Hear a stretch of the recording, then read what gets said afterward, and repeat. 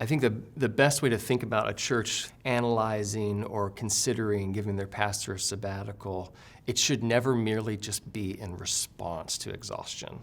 So if you have a pastor who's been going hard for 10 years without a sustained break and he's burnt out, and you think at this point, okay, we should give him a sabbatical, what's going to happen is all the monsters and ghosts that he's squished down during busyness, they're all going to come to the surface when he rests and sits with his family for the first time.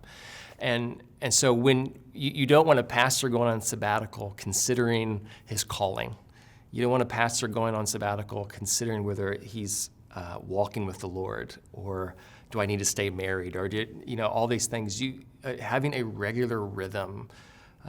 So I would encourage churches from the very beginning, put it in your constitution and bylaws that a pastor should be taking a sabbatical every 5 to 7 years. Some contexts, I think, do have a healthy reason why they demand maybe every 5 years, but at least every 7 years, they're getting a break of 8 weeks to 16 weeks, or however many seems appropriate. And it's a regular rhythm on top of a regular rhythm of Sabbath and rest. Because pastors are going to work hard. They're not going to be able to sustain a lazy schedule and keep their ministry. They're going to work hard, and the weight is going to be heavy. And so having a regular weekly rhythm, but having an expected requirement that they step away from ministry for a sustained season should just be a regular rhythm, not in response to exhaustion. But if it's too late, if they're already exhausted, I would dig deep into the budget and allow them financial means to seek some counseling for some soul care, get away on vacation, because oftentimes pastors don't have it in their own personal budget to take a 6-week vacation with their family or do anything for 6 weeks. And so allow the church to be generous, even if it means just calling for a special offering.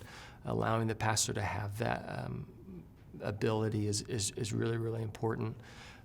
But oftentimes when they go away for sabbatical, it can be a very lonely season, especially maybe for the spouse, where they're having to think about new rhythms with kids oftentimes, and new rhythms with a husband around. How do you care for both? This can't just be a sabbatical for him and a more intense season for her. That won't be healthy for them. So think it holistically. Don't let it be reactionary. And when you do sabbaticals, think about the whole family when you do them.